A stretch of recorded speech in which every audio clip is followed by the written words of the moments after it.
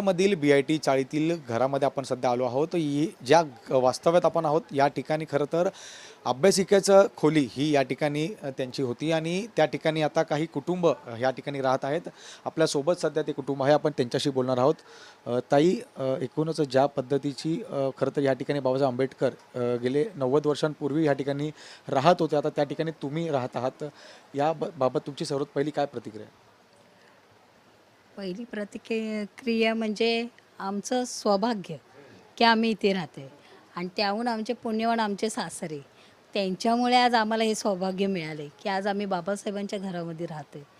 माझा हा मुलगा आहे. ही तिसरी पिढी या घरातली. त्याबद्दल आम्हाला खूप अभिमान वाटतोय.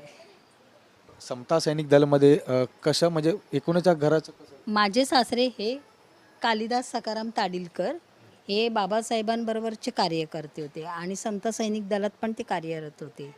जेव्हा बाबासाहेब राजगृहाला गेले तेव्हा ही रूम माझ्या सासऱ्यांना बाबासाहेबांनी दिली. हां. त्यानंतर आज गेल्या अनेक वर्ष आपण इथे राहत आहात. तर ज्यावेळी पहिल्यांदा तुम्ही या घरात आलात त्यावेळी तुमच्या काय भावना होत्या? म्हणजे कसं एकूणच, कारण की डॉक्टर बाबासाहेब आंबेडकर यांनी खरंच ह्या वास्तव्यामध्ये 14 वर्ष अभ्यास केला आहे आणि त्यानंतर तुम्हाला ती वास्तव्य पुढे राहण्यासाठी मिळत होती. हो.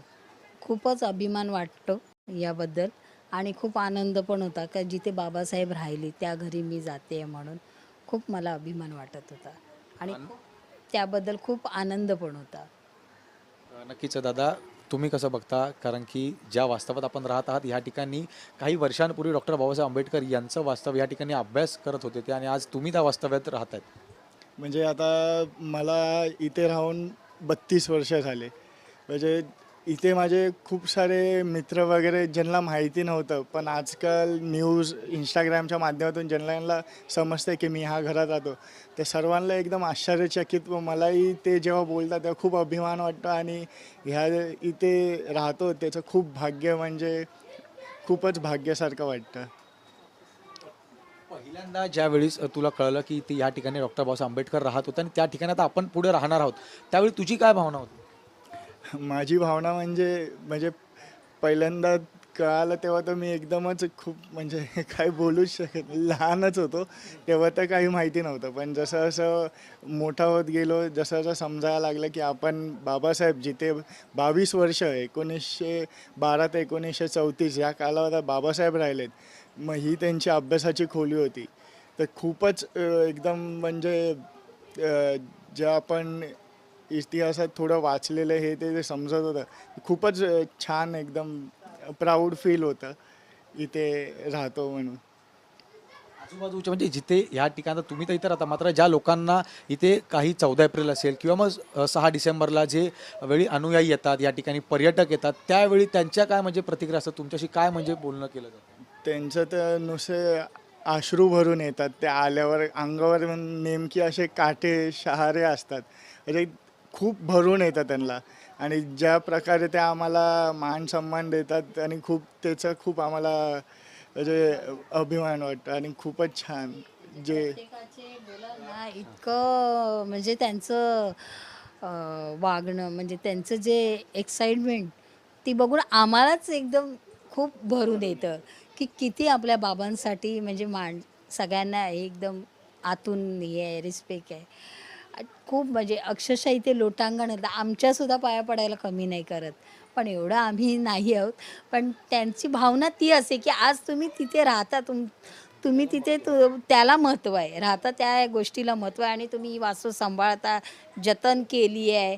याबद्दल आम्हाला खूप तुमच्याबद्दल रिस्पेक्ट वाटतो.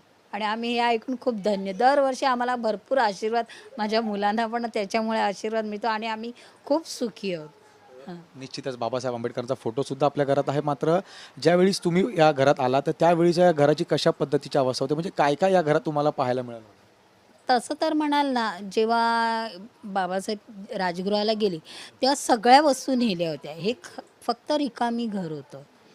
आणि मग नंतर आमचे जे काय सासू-सासरे होते, त्यांच्या ज्या असतील वस्तू त्या होत्या इथे आणि बाबांचे पण म्हणजे माझ्या सासऱ्यांच्या पण होत्या त्यांच्या आठवणीच्या वस्तू वगैरे इथे. पण तेव्हा तर कसं कोण आले, भेटले वगैरे, मग बाबा आम्हाला हे पुस्तक द्या, बाबा आम्हाला हे द्या. तर ते असे द्यायचे त्यांना. त्याच्यामुळे जास्त काही वस्तू आमच्याकडे अशा राहिल्या नाही. नक्कीच. पण आता एक दुसरा मुद्दा सुद्धा असा उपस्थित होतोय की उद्धव ठाकरे हे मुख्यमंत्री असताना या खरं तर इमारतीला राष्ट्रीय स्मारकाचा दर्जा द्यावा अशी मागणी केली गेली होती. मात्र ती मागणी अद्यापही पूर्ण झालेली नाही. नाही, तीच खंत वाटते. जेव्हा ते